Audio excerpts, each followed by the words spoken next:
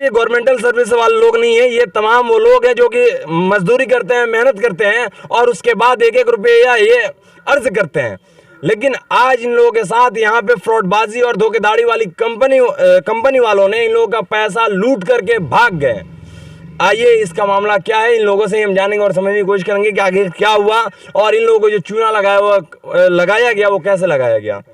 वो बोले थे कि बैंक रोज वैल्यू बैंक है, ठीक है, बोले थे कि खाता खोलिए। हम लोग खाता नहीं खोल रहे थे, लेकिन वो ज़बरदस्ती खाता खोला। हम लोग बोले कि पैसा का जिम्मेदारी कौन है, तो बैंक भाग जाएगा तो पैसा हम देने वाले हैं, हम अपना संपत्ति बेच कर देंगे। वही बात बोले थे नाजिर। अच्छा, क्या होता था? बोला बड़ा नाजिर ये बैंक भाग रही, हम ना भागे। ये नाजिर कौन है, कहाँ का रहने वाला है? ए जंग के खिलिचिया का रहने वाला है। क्या हुआ? पहले मैं जब पैसा भरा लगा बैंक भाग जाई, हम ना भागम, हम खेत बेच के चाहे घड़ारी बेच के हम देम। बैंक आपका कितना रुपया लेके भागा? कितना रुपया लेके भागा है? हाँ, पैसा लेके भागे। कितना रुपया लेके भागा आपका? 13,500। आपका कितना रुपया लेके भागा है?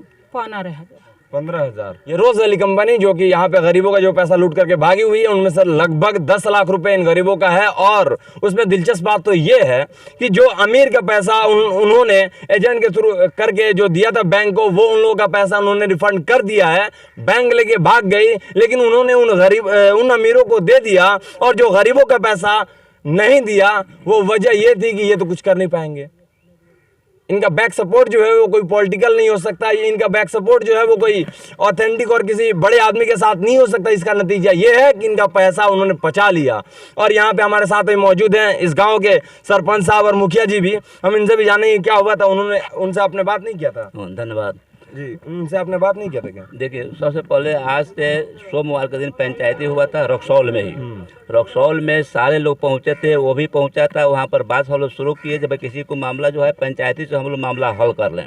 यहाँ तक मैंने उन लोगों से बोल दिया कि कुछ कम बेच कर करके इन गरीबों का पैसा मिलना चाहिए और आप दे दीजिए। गांव के लोग बोला कि ठीक है, जो सरपंच साहब जो कह दिए हैं हम लोग मानने के लिए तैयार हैं। लेकिन जिस एजेंट का नाम नाजिर हुसैन है, वो बोला जो हमको समझने का मौका दीजिए, 2 दिन का मौका दीजिए, हम समझ कर बताएंगे जो पंच का बात मानेंगे या नहीं मानेंगे। लेकिन परसों रात में उन्होंने आकर कहा कि भाई हम जो है पैसा नहीं दे पाएंगे। उसको एक और मौका दिए, तुम समझ करके एक मतलब और हमसे बताओ।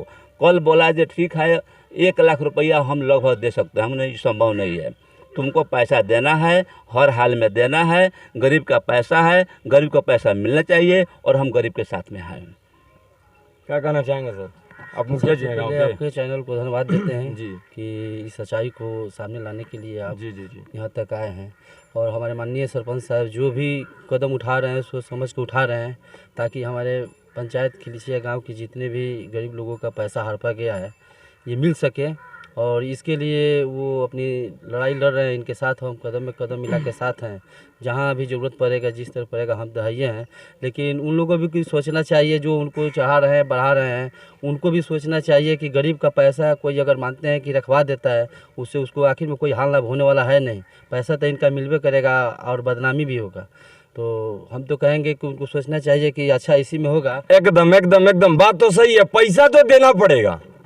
पैसा नाजिर बाबू, अगर आप इस वीडियो को देख रहे हो तो मैं आपको बता दूं और ये समझा दूं कि आप जो पैसा इन लोगों का लिए हुए हैं उनका पैसा देना पड़ेगा। जिस तरीके से सरपंच साहब ने ये कहा है कि चाहे जिस तरीके से हो इनकी लड़ाई हम लड़ेंगे, उसी तरीके से हम ये कह रहे हैं लड़ाई किसी भी तरीके की हो, इन गरीब मजदूरों के पहले अगर सरपंच साहब होंगे तो उनसे भी 2 कदम पहले ये फखरुज्जमा खड़ा होगा और आपको पैसा लाके देना होगा।